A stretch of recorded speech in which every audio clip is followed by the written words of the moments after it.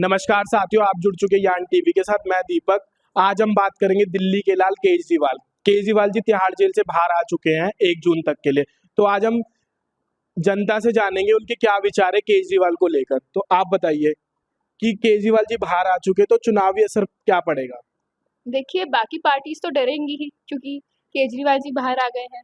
पिछले 10 साल से मुख्यमंत्री हैं वो दिल्ली के। अच्छा, और ये जो अभी अमित शाह जी ने कहा है उनके बारे में कि स्टेटमेंट दिया है, उस पर क्या कहना है आपका? दंगों पर राजनीति करने वाले अगर हमें कानून की समझ ना ही दे तो बेहतर है। हम तो यही बोलेंगे, जेल का जवाब वोट से। अच्छा, तो केजरीवाल जी की पहले भी 2019 में भी एक भी सीट नहीं आई, तो उस पर आपका क्या कहना है?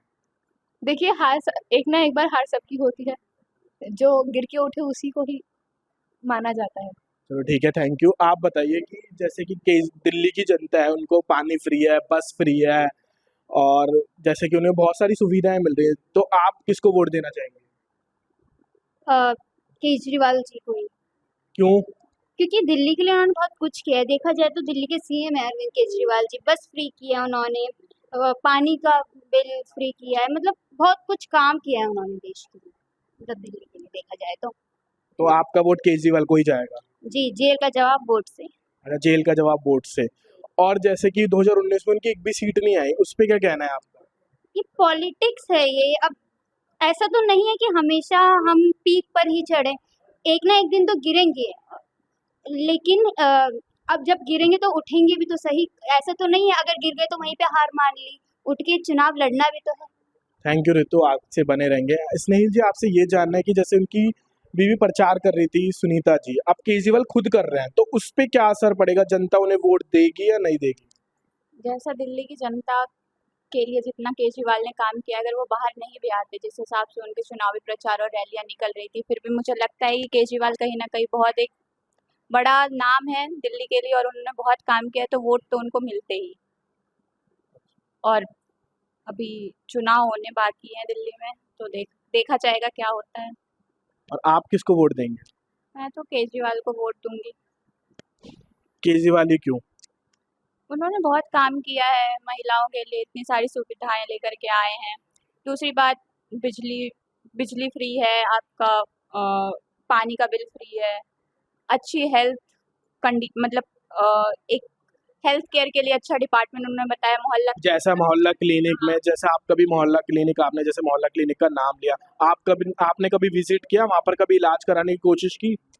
मैंने मतलब पर्सनली तो कभी वहाँ विजिट नहीं किया है, पर जो मतलब अगर बात की जाए तो बहुत लोगों से जो सुना है, जो कि गरीब स्तर के हैं, जो पिछले तबके के लोग हैं, उनके लिए ये बहुत अच्छा एक इनिशिएटिव है कि एक अच्छी हेल्थ कंडीशन अगर प्रोवाइड की जाए, अच्छी शिक्षा दी जाए, तो इंसान को जीने के लिए ये 2 चीज़ें बहुत ज़्यादा ज़रूरी है। बाकी तो रोज़गार अपने आप वो ढूँढ ही लेंगे और सरकार भी इस पे काम कर ही रही है। जैसे कि कल केजरीवाल जी ने उत्तम नगर में रैली करी अपनी, उस पे क्या कहना है आपका? जी, आम आदमी पार्टी का सबसे बड़ा चेहरा सीएम केजरीवाल है। यही इनके संयोजक हैं और इन्हीं से ही पार्टी की शुरुआत हुई है। कल मोती नगर में, उत्तम नगर में पंजाब के सीएम भगवंत मान के साथ हमारे दिल्ली के मुख्यमंत्री केजरीवाल ने कल बहुत बड़ी रैली की थी। अभी तक जैसे कि सुनीता केजरीवाल स्टार प्रचारक के तौर पर रैलियां करती आ रही थी, अब खुद केजरीवाल चुनाव मैदान में उतर गए हैं और रैलियां कर रहे हैं, लोगों से जुड़ रहे हैं और वोट की अपील कर रहे हैं। तो क्या सातों की सातों सीट केजरीवाल जी जीत जाएंगे? जैसे कि लास्ट इलेक्शन में बीजेपी ने 7 सीटें जीती थी दिल्ली की। इस बार लेकिन टफ कंपटीशन है। एक तरफ इंडिया गठबंधन है, जहाँ 4 सीट पर आप लड़ रही है और 3 सीट पर कांग्रेस लड़ रही है, और दूसरी तरफ 7 की 7 सीट पर बीजेपी लड़ रही है। इस बार देखना होगा कि कितनी सीट्स इस बार आप जीतेगी या कितनी बीजेपी जीतेगी, या हो सकता है कि दोनों में भारी मुकाबला हो। केजरीवाल जी बाहर आ चुके हैं तिहाड़ जेल से, उसके दौरान मतलब कि जब केजरीवाल बाहर आ चुके, तो उससे क्या पब्लिक पे क्या असर पड़ेगा? देखिए, सुप्रीम कोर्ट ने केजरीवाल जी को चुनाव के टाइम पर राहत दी है। 1 जून तक अंतरिम ज़मानत दी है उनको, ताकि वो चुनाव प्रचार कर सके अपनी पार्टी के लिए।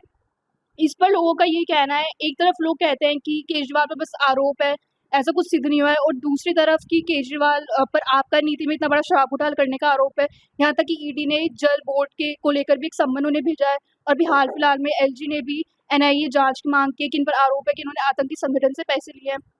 तो काफ़ी सारी चीज़ें चल रही हैं, और दूसरी तरफ बीजेपी ने भी अब तक 7 सिटिंग सांसदों में सिर्फ 1 को ही दोबारा टिकट दिया, बाकी 6 के 6 नए प्रत्याशी उतारे हैं। तो देखा जाएगा कि क्या होता है। थैंक यू दीप्ति इतनी सारी इन्फॉर्मेशन देने के लिए। हम जहाँ चलते हैं वरुण के पास। वरुण बताइए, जैसे केजरीवाल जी बाहर आ चुके हैं तिहाड़ जेल से, तो क्या असर पड़ रहा है जनता को? क्या जनता उन्हें अभी वोट देगी, पसंद कर रही है जनता उन्हें? जी देखिए, जनता के मिक्स ओपिनियंस आ रहे हैं। जैसे कि कुछ का मानना यही है कि जेल का जवाब वोट से देंगे, और कुछ का मानना ये है कि आरोप जो लगे हैं वो छोटे-मोटे आरोप नहीं हैं, उन पे आरोप बहुत ही संगीन आरोप हैं।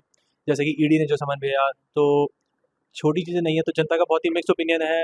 चांसेस हैं, पर लोकसभा चुनाव में जैसा कि हमने पिछली बार भी देखा था, तो सातों की सातों सीट पे बीजेपी जीती थी, और इस बार भी बीजेपी के बहुत स्ट्रॉन्ग चांसेस है, लेकिन बीजेपी ने अपने 6 कैंडिडेट्स बदल दिए हैं। उसका क्या पता बीजेपी को एक अंदर से डर हो, बीजेपी को जो बदलने पड़ गए, और एक जो रिटेन करे हैं उनके खिलाफ कन्हैया कुमार है। तो कंपटीशन तो काफ़ी टफ होने वाला है इस बार। उनके अगेंस्ट मनोज तिवारी है। मनोज तिवारी पहले से ही 2 बार वहां से जीत चुके हैं, तो कन्हैया कुमार तो वैसे ही हार चुके हैं। जी, कन्हैया कुमार का बहुत ही स्ट्रॉन्ग होल्ड है पब्लिक पे। जैसा कि हमने वहाँ पे जानने की कोशिश करी थी, तो जब हमने बात करी थी जनता में उतर के, तो जनता का यही कहना है कि कन्हैया कुमार ने बहुत काम करा है जनता के बीच में रह के। मनोज तिवारी के लिए उनका यही कहना है कि वो जनता के बीच में नहीं आते, और वो सिर्फ भाषण देते हैं, और वो दूर से ही काम करते हैं। लेकिन वो बीजेपी का एक बड़ा चेहरा है, भोजपुरी में भी लोग उन्हें बहुत अच्छी तरह जानते हैं, तो शायद वो इस बार भी जीत जाए। उस पर क्या कहना है आप? जी देखिए, बड़ा चेहरा, चुनावी चेहरा होना कोई बड़ी बात नहीं है।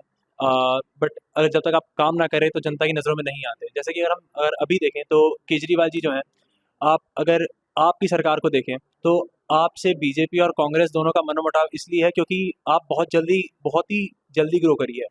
लाइक एक स्टेट पार्टी से लेके एक नेशनल पार्टी बनने तक वो बहुत जल्दी ग्रो करी है। तो आप और बीजेपी दोनों ही उससे डर के रहते हैं। आप और कांग्रेस और इंडी गठबंधन की अगर बात करें, तो वो बीजेपी के खिलाफ इसलिए हैं क्योंकि कोई स्ट्रॉन्ग ऑपोजिशन नहीं था। अगर आज भी देखें तो उनके पास कोई फेस नहीं है, लेकिन उन्हें सिर्फ फाइट करना है बीजेपी को। तो बस वही कहना है। थैंक यू वरुण इतनी सारी इन्फॉर्मेशन देने के लिए। आज हमने दिल्ली के जर्नलिस्टों से जाना कि उनके विचार क्या है केजरीवाल को लेकर। ये तो बाद में ही पता चलेगा 4 तारीख को कि कौन जीतेगा और कौन हारेगा। ऐसी तमाम बड़ी खबरें देखने के लिए यान टीवी के साथ जुड़े रहिए। कैमरामैन सुमित के साथ मैं दीपक।